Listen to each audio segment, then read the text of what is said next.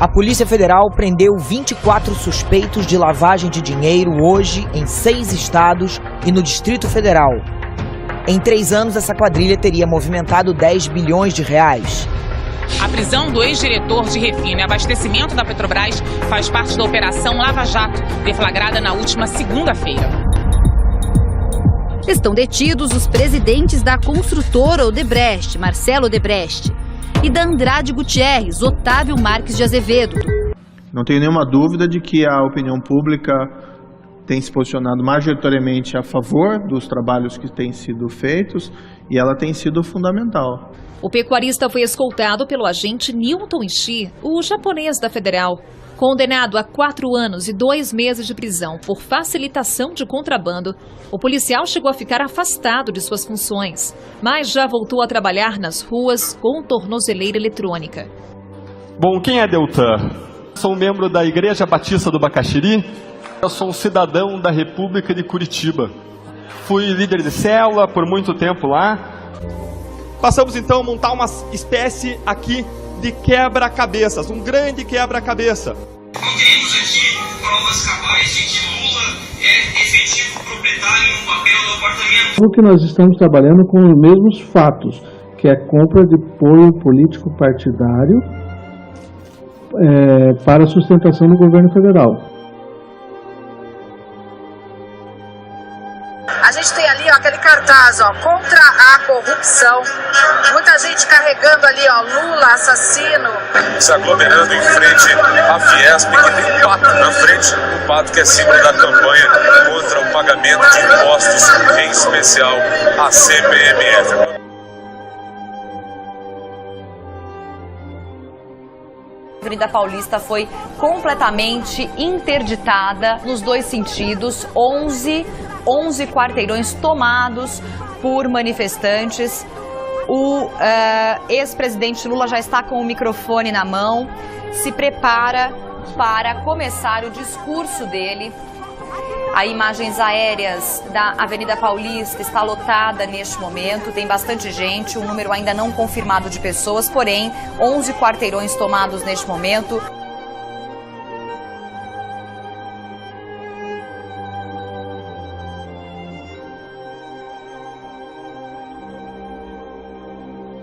Nossas histórias de luta pela liberdade e pela democracia. Por isso eu digo ao Brasil, sim para o futuro! O que um sítio em Atibaia, no interior paulista, e um triplex à beira-mar, no Guarujá, têm em comum? O delator Júlio Camargo disse que foi pressionado a pagar propina de 5 milhões de dólares ao presidente da Câmara, Eduardo Cunha. Eu estou pagando preço de ter o meu mandato cassado por ter dado a continuidade do processo de impeachment. Isso é público e notório e ninguém vai conseguir tirar isso. A gente está com imagens ao vivo do Eduardo Cunha, que vai entrar agora, acabou de embarcar no avião da Polícia Federal no hangar em Brasília. A Operação Lava Jato ficou conhecida por levar políticos do alto escalão e grandes empresários para a cadeia. Apesar de popular perante a opinião pública, ela é contestada por importantes juristas, além de uma parcela minoritária da população. No fim de 2016, até a ONU pediu explicações ao governo brasileiro sobre os procedimentos adotados contra o ex-presidente Lula. Afinal, são várias as perguntas. A Lava Jato é parcial ou não? Acima de tudo, a Lava Jato foi ou será positiva para o Brasil? Primeiramente, realizaremos uma análise econômica sobre a operação. Depois, analisaremos as acusações de violações de direitos e partidarização.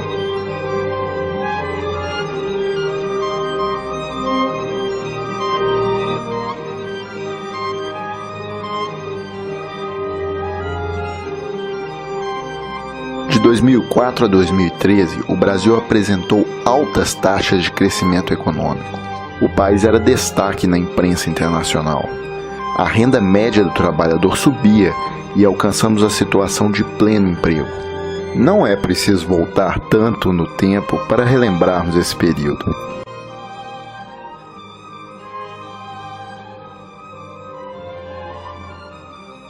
O Brasil fechou 2014 com a menor taxa de desemprego já registrada, 4,8%. Os dados são do IBGE. A taxa de desemprego no Brasil em 2014, considerando a média dos 12 meses, foi inédita. A mais baixa já vista até hoje, 4,8%, contra 5,4% no ano anterior e mais de 12% lá em 2003. Este estaleiro em Niterói, estado do Rio, mostra que em matéria de emprego o Brasil está nadando na corrente oposta, a do aumento de vagas. Seus 3.200 funcionários estão montando 4 navios novos ao mesmo tempo. Encomendas da indústria de petróleo e gás, que aqui no país não para de crescer. Emprego, portanto, não falta. Este gráfico mostra a tendência de queda do desemprego no Brasil. A taxa, que era 12,5% em abril de 2002, caiu para 6,4% em abril passado. Hoje, grande parte dos desempregados é formada por gente que saiu de um emprego para procurar outro melhor. Por isso se diz que o Brasil está quase no pleno emprego. A indústria automobilística brasileira anunciou nesta segunda-feira o recorde de vendas de automóveis e comerciais leves em 2012. Um dos motivos foi a redução do imposto sobre produtos industrializados sobre esses veículos, o que diminuiu o preço e tornou o carro mais acessível ao consumidor. Seu José Avelino deixou a Paraíba e viajou quase 2.000 quilômetros para visitar a filha no Rio. Uma viagem que ele costumava fazer de ônibus. Eu vim de ônibus já. Demorei para danado, cheguei enfadado, cansado. E depois a gente visto nesse negócio que vem por cima, rapaz, é ligeiro demais, mas é bom. O número de passageiros de avião dentro do Brasil pulou de quase 30 milhões para 83 milhões em 2013, um aumento de 177%. O número de passageiros nos aeroportos praticamente triplicou na última década.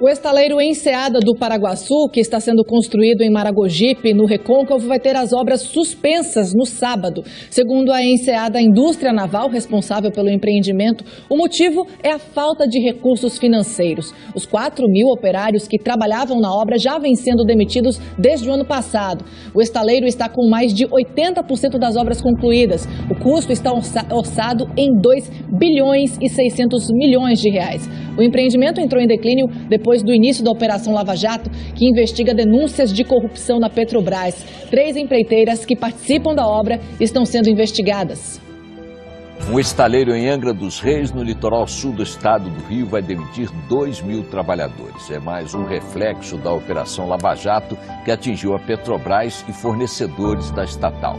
Nilson já havia sido demitido do estaleiro Mauá e pela segunda vez teve a baixa na carteira profissional. Do jeito que vai, com esse negócio de Lava Jato aí, só vai acontecer isso aí mesmo. Já fechou o estaleiro Mauá, né? E outros estaleiros por aqui. Pra gente aqui só tem mesmo esse estaleiro aqui. Fechando aqui, pronto. Um dos piores reflexos da crise econômica é o desemprego. E os números divulgados agora de manhã mostram que quem procura trabalho está cada vez com mais dificuldade de encontrar uma vaga. O desemprego subiu para 11,3% no segundo trimestre deste ano. Para entender o que aconteceu com o Brasil, é importante saber que as grandes empresas funcionam à base de crédito. Mesmo empresas lucrativas, como as grandes empreiteiras brasileiras, precisam de empréstimos para rolarem suas dívidas. Ao serem relacionadas a operações policiais como a Lava Jato, as empresas perdem o acesso ao crédito. Assim, são sufocadas até falirem ou pedirem recuperação judicial. Não deixa de ser curioso o fato de que essas empreiteiras serão substituídas por empresas chinesas, tão ou mais corruptas que elas. Na realidade, esse processo já vem acontecendo. Vamos analisar o caso mais emblemático, que é o da Odebrecht. Essa empresa era muito mais que uma construtora nacional. A Odebrecht tinha uma divisão agroindustrial, referência nas tecnologias mais avançadas de produção de etanol e biodiesel. A Odebrecht era dona da Braskem, que é o ativo mais valioso da indústria química brasileira. A Odebrecht tinha um braço militar que produzia equipamentos bélicos com tecnologia 100% nacional. Ela era responsável pela construção do submarino nuclear brasileiro, projeto que foi suspenso após o início da Operação Lava Jato. Além disso, a Odebrecht disputava mercados no exterior, ajudando o Brasil a exportar serviços de alto valor agregado, o que é algo difícil em um país especializado em exportar commodities de baixo valor. Por exemplo, em 2001, a Odebrecht construiu o novo terminal do aeroporto de Miami. O espaço conquistado por ela na África e na América Latina tem sido tomado por empresas chinesas, gerando emprego e renda por lá, não aqui. Tudo o que foi dito sobre a Odebrecht vale para as outras empreiteiras brasileiras destruídas pela Lava Jato, como a Andrade Gutierrez, a Engevix, a UTC e a Mendes Júnior. Mas afinal, se praticaram atos de corrupção, haveria outra solução para as empresas que não fosse a punição e a falência? Sim, haveria. Nos Estados Unidos e na Europa existe uma diferenciação entre a empresa e o dirigente que cometeu a corrupção. Isso ocorre por uma razão óbvia. A pessoa jurídica não tem desejo ou vontade própria. Ela é uma organização que desenvolve tecnologias, cria riquezas, paga impostos e ajuda o país. O dirigente, sim, deve ser punido pelas autoridades caso tenha praticado a corrupção. Foi assim que os Estados Unidos fizeram com a construtora Halliburton, condenada a pagar uma multa irrisória em um caso de corrupção. O mesmo aconteceu com a fabricante de equipamentos militares Lockheed Martin.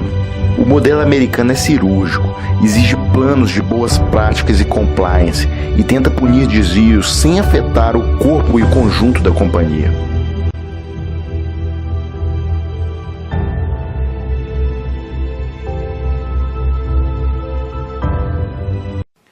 O fato é que a Lava Jato se gaba de ter conseguido devolver ao país 2 bilhões até agora de recursos desviados. Agora eu pergunto,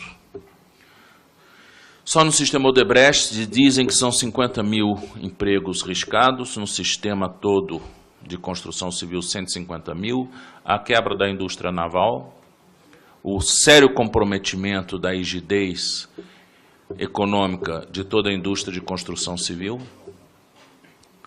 Isso daí é bem mais do que 2 bilhões. Do ponto de vista econômico, essa conta não fecha. A Lava Jato vai ter um saldo extremamente negativo na nossa economia. E esse é um saldo que nós vamos pagar por algumas décadas.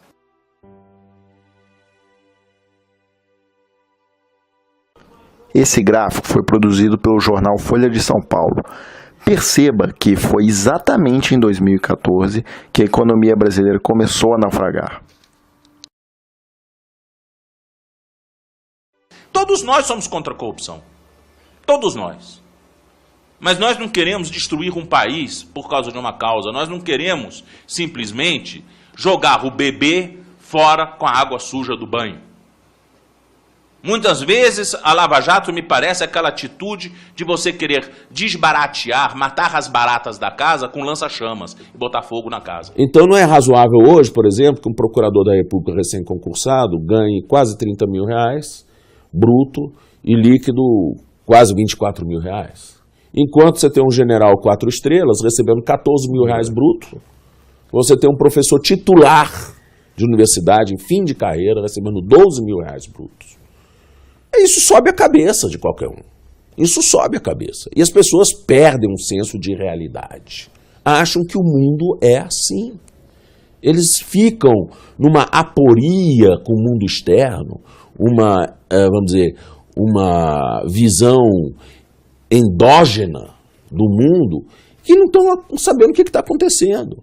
Para um juiz como o Moro dizer que não sabe o que vai acontecer com o Brasil, com a Lava Jato, isso é de uma alienação completa quanto aos problemas nacionais.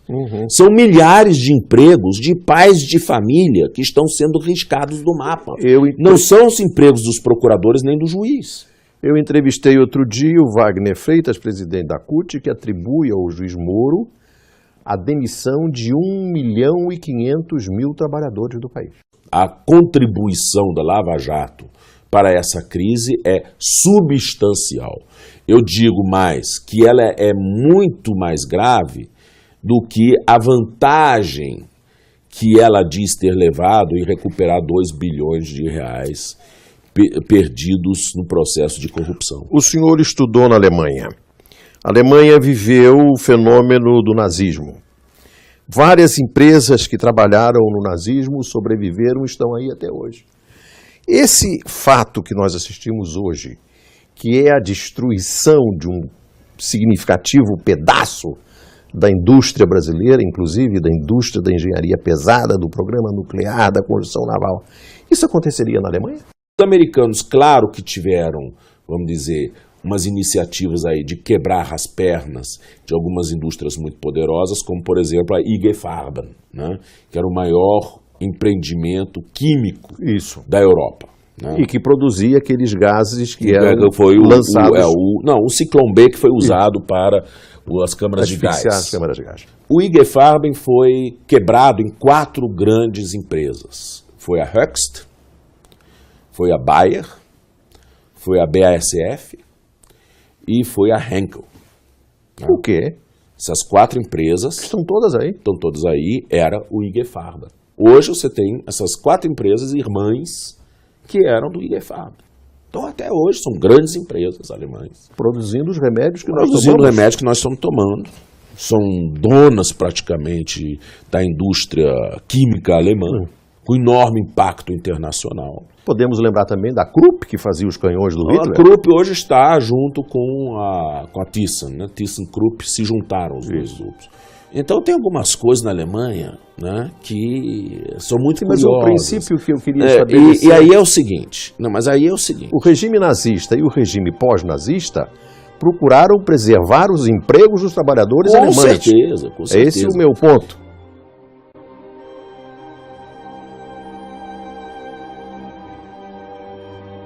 Esse canteiro aqui nós chegamos a ter 7.200 trabalhadores, né? O impacto que ela causou na chegada foi uma perspectiva muito bonita, muito grande, sabe? Foi um projeto onde nasceu uma esperança no coração das pessoas que moram aqui nesse lugar. Ah, isso aqui era pra estar pegando fogo, né? A gente tá com ele operando em plena carga, dentro desse shopping aqui, em torno de 600 pessoas, só dentro desse shopping, produzindo 3.000 toneladas mês. Devia estar assim, infelizmente não foi possível. Em cursos, em especialização, todo mundo procura se especializar em algo. É que quando a gente foi assim surpreendido, né, com a interrupção da obra, isso dificultou bastante a vida de todos, né? Porque todos os trabalhadores, trabalhadoras que entraram em financiamento de casa própria, de carros, de motos, né, acabaram ficando endividados a partir do momento que foram desempregados. Também eu começar a fazer minha casa para sair do aluguel. Eu tenho que segurar, porque eu não posso gastar o que eu tenho para poder investir na minha casa. Rapaz, minha vida depois que eu saí do estaleiro foi pescar, né? Para pescaria, né? Pescar para poder levar o sustento para a família, né? Eu dormi em um sonho e acordei em um pesadelo. Esse sonho foi interrompido bruscamente, né? E isso foi um impacto muito grande na região. Parou o momento que está todo mundo em construção, todo mundo apostou muito no momento da obra aqui. Tá todo mundo parado, uns pescando, outros tirando piaçaba, tirando morão. Eu tinha expectativa de ter trabalho, de ter emprego o resto de minha vida, porque foi isso que foi falado por autoridades. Eu estou me sentindo impossibilitada de sonhar. A gente viu o sorriso estampado na face, né, dos maragogibanos, do São Roquense e do povo do Recôncavo em geral. E agora a gente vê tristeza, vê desespero, todo mundo em busca de oportunidade.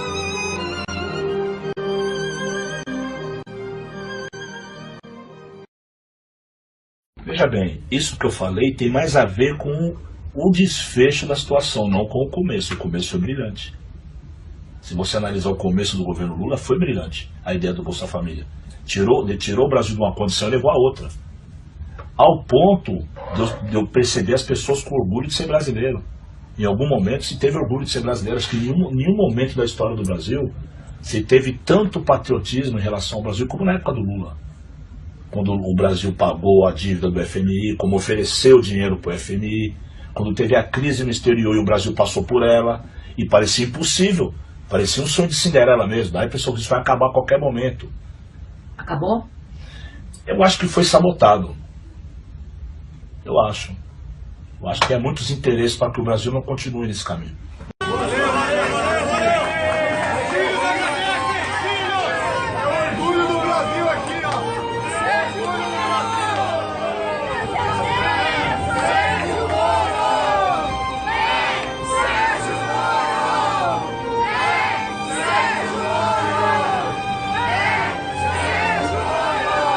Mas eu vou dedicar essa música hoje ao Sérgio Moro, juiz, que está aqui assistindo. Que está presente aqui hoje, eu não sei majoritário.